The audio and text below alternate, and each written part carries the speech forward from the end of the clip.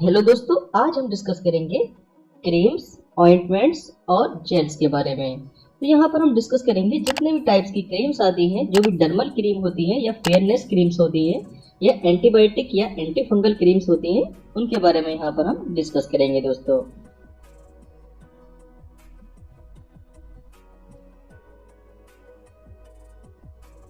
अब यहाँ पर डिस्कस करेंगे बीटाडिन के बारे में।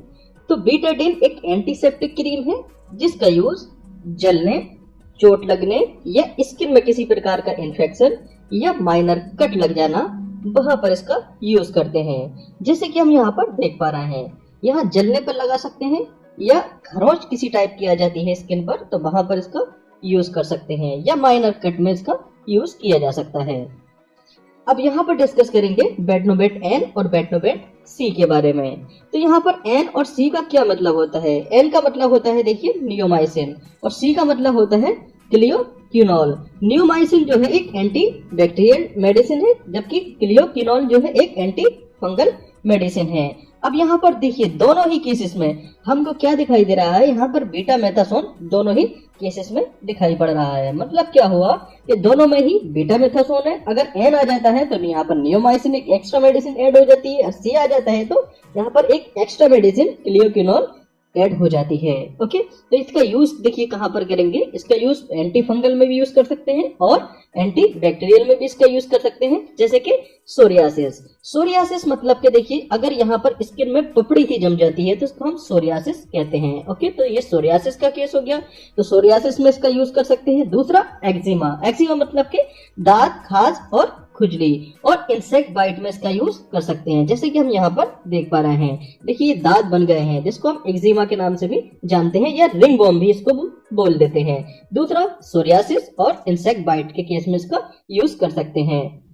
अब यहाँ पर डिस्कस करेंगे हम क्वाड्रीडर्म क्रीम के बारे में।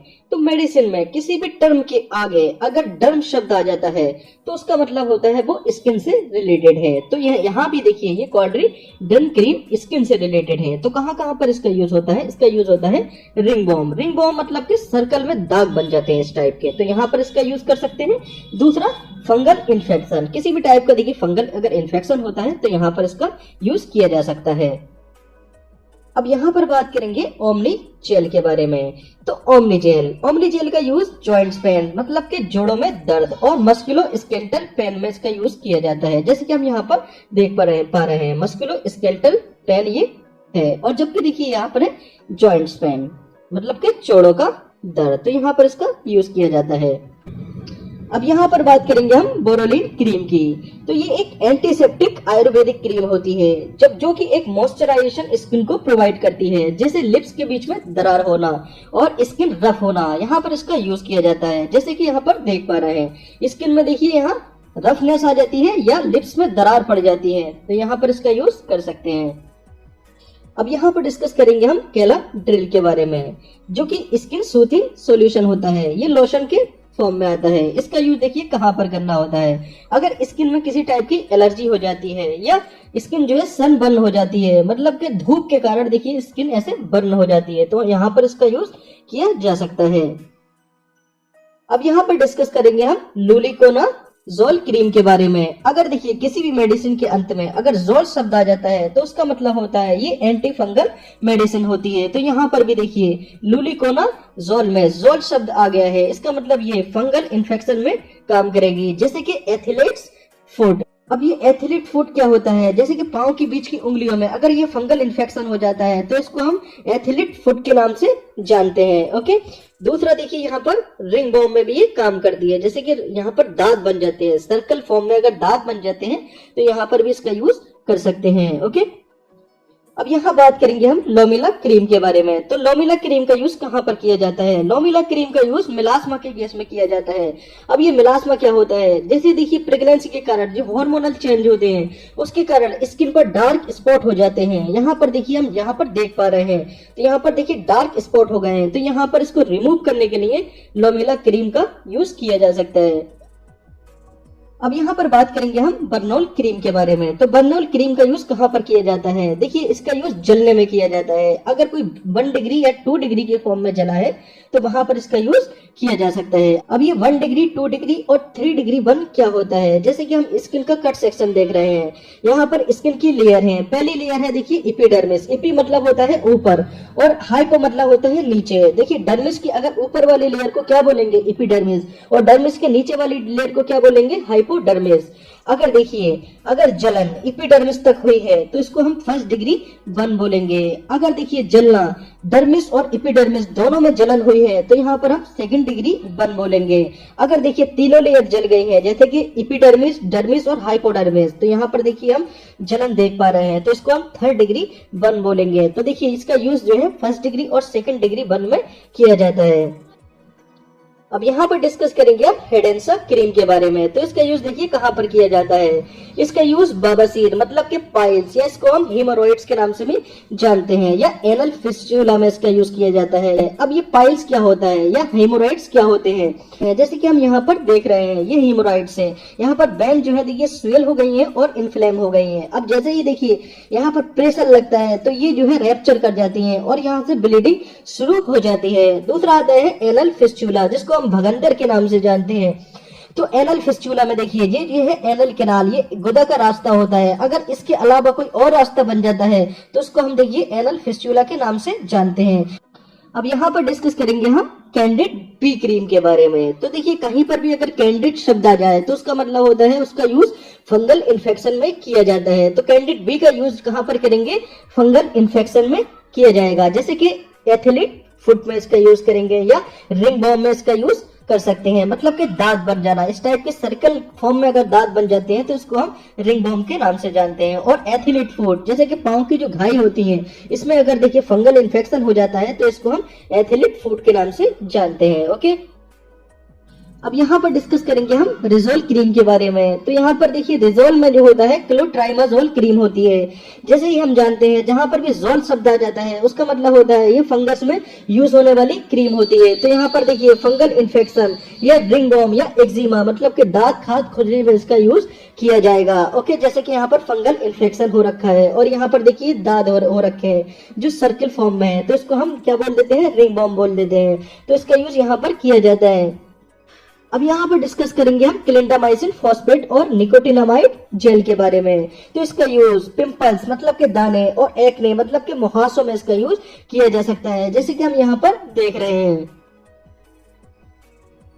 अब यहाँ पर डिस्कस करेंगे हम सोफ्रामाइसिन क्रीम के बारे में। जैसे कि हम बता चुके हैं, अगर माइसिन जहां पर भी टर्म आ जाता है उसका मतलब ये होता है ये एंटी बैक्टीरियल या एंटीबायोटिक क्रीम होती है। तो इसका यूज देखिए बैक्टीरियल इन्फेक्शन मतलब कि जैसे कि घाव हो जाता है कहीं पर, या जल जाता है, या कहीं पर माइनर कट लग जाता है, तो वहां पर इसका यूज हम कर सकते हैं। जैसे यहाँ पर देखिए जल गया है, यहाँ पर इसका यूज कर सकते हैं, या कहीं खरोच आ जाती है, ये माइनर तक कट लग जाता है, तो वहां पर इसका यूज कर सकते हैं। ओके, अब यहाँ पर डिस्कस करेंगे हम लोबेट क्रीम के बारे में। तो लोबेट क्रीम का यूज देखिए कहाँ पर किया जाता है। इसका यूज स्किन रैशेस मतलब कि स्किन पे इस टाइप के चकत्ते पड़ जाते हैं और खुजली में इसका यूज कर सकते हैं, मतलब कि हम एक्जिमा इसको बोल सकते हैं। तो यहाँ पर देखिए स्किन पे कहीं रैशेस पड़ जाते हैं मतलब कि चकत्ते पड़ जाते हैं, या खुजली जैसे दांत खाद खुजली जिसको हम एक्जिमा के नाम से जानते हैं, इसको हम यूज कर सकते हैं। यहाँ पर डिस्कस करेंगे हम बेंजोइल पेरोक्साइड जेल के बारे में, जिसका यूज हम पिंपल्स मतलब के दाने और एक्ने मतलब के मुहासों में यूज इसका कर सकते हैं, जैसे कि हम यहाँ पर देख पा रहे हैं। अब यहाँ पर डिस्कस करेंगे हम परमेथ्रिन क्रीम के बारे में। तो ये 5% वेट बाई वेट क्रीम होती है। ओके, तो इसका यूज कहाँ पर किया जाता है? इसका यूज माइट के काटने और स्किन पर किसी टाइप की खुजली हो जाने पर इसका यूज किया जा सकता है, जैसे कि हम यहाँ पर देख रहे हैं। अब यहाँ पर डिस्कस करेंगे हम मिडरमा क्रीम के बारे में। तो देखिए इसका यूज कहाँ पर किया जाता है? इसका यूज फेस या बॉडी पर किसी टाइप के काले धब्बे पड़ जाना या निशान पड़ जाने में इसका यूज किया जाता है, जैसे कि देखिए यहाँ पर फेस पर इस टाइप के निशान पड़ जाते हैं, तो इसका यूज यहाँ पर किया जा सकता है। ओके, अब यहाँ पर डिस्कस करेंगे हम इच गार्ड के बारे में। तो इच गार्ड का यूज कहाँ पर किया जाता है? इसका यूज फंगल इन्फेक्शन जैसे कि एथलीट फुट या दाद मतलब कि रिंग बॉम और स्किन पपड़ेदार हो जाना, वहां पर इसका यूज किया जाता है। जैसे कि ये रिंग बॉम मतलब कि दाद जो है सर्कल में बन जाते हैं, तो यहाँ पर इसका यूज किया जा सकता है। या एथलीट फुट मतलब कि जो पैर की घाई होती है, इसमें अगर फंगल का इन्फेक्शन हो जाता है तो यहाँ पर इसका यूज किया जा सकता है। अब यहाँ पर बात करेंगे हम टेक्रोलीमस ऑइंटमेंट के बारे में। तो इसका यूज कहाँ पर किया जाता है?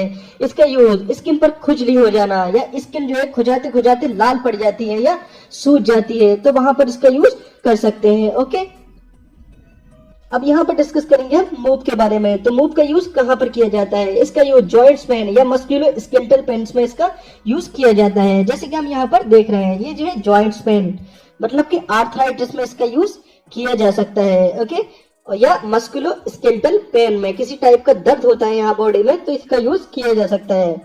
अब यहाँ पर बात करेंगे हम टोनोडर्म क्रीम के बारे में। तो टोनोडर्म क्रीम का यूज बैक्टीरियल या फंगस इन्फेक्शन में किया जाता है।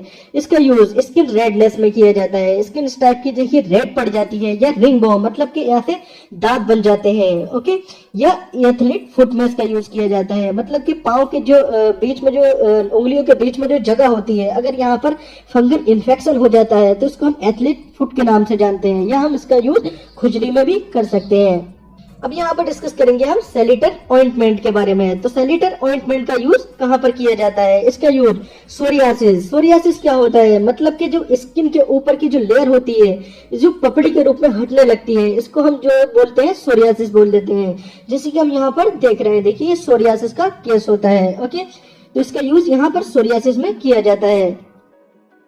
अब यहाँ पर डिस्कस करेंगे हम एक्नेसिया क्रीम के बारे में। तो एक्नेसिया क्रीम का यूज कहाँ पर करते हैं? एक्नेसिया क्रीम का यूज इंसेक्ट बाइट के केस में किया जाता है। जैसे कि कहीं पर इंसेक्ट काट लेता है तो यहाँ पर इसका यूज किया जा सकता है। अब यहाँ पर डिस्कस करेंगे हम डिक्लोफेनाक जेल के बारे में। तो डिक्लोफेनाक जेल का यूज आर्थराइटिस पेन मतलब कि जोड़ों के दर्द में इसका यूज किया जाता है। जैसे कि हम यहाँ पर देख पा रहे हैं, देखिए जोड़ों के दर्द में या मस्कुलो स्केलेटल पेन में इसका यूज किया जा सकता है। अब यहाँ पर डिस्कस करेंगे हम स्किन लाइट क्रीम के बारे में। तो इसका यूज कहाँ पर किया जाता है? इसका यूज मेलास्मा मतलब कि इस पर स्किन पर काले धब्बे पड़ जाना, बर्न स्पॉट मतलब कि जले के निशान या डार्क स्पॉट में इसका यूज किया जाता है। जैसे कि हम यहाँ पर देख पा रहे हैं, देखिए ये मेलास्मा का केस होता है, यहाँ पर इसका यूज किया जा सकता है। या यहाँ स्किन पर देखिए डार्क स्पॉट हो गए हैं, और देखिए बर्न स्पॉट में भी इसका यूज किया जा सकता है। इसको रिमूव करने के लिए इसका यूज हम कर सकते हैं। अब यहाँ पर हम डिस्कस करेंगे सैलिसिलिक एसिड ऑइंटमेंट के बारे में। तो सैलिसिलिक एसिड ऑइंटमेंट का यूज कहाँ पर किया जाता है? इसका यूज मुहासे मतलब एक्ने में इसका यूज किया जाता है। और सोरियासिस जैसे कि स्किन की जो ऊपर की पपड़ी होती है उसको हटने लगती है, उसको हम सोरियासिस कहते हैं। तो यहाँ पर हम देख पा रहे हैं सोरियासिस का केस है, यहाँ पर इसका यूज किया जा सकता है। या स्किन बार्ड्स मतलब स्किन पे जो मस्से हो जाते हैं उसमें जो है इसको रिमूव करने में इसका यूज किया जा सकता है।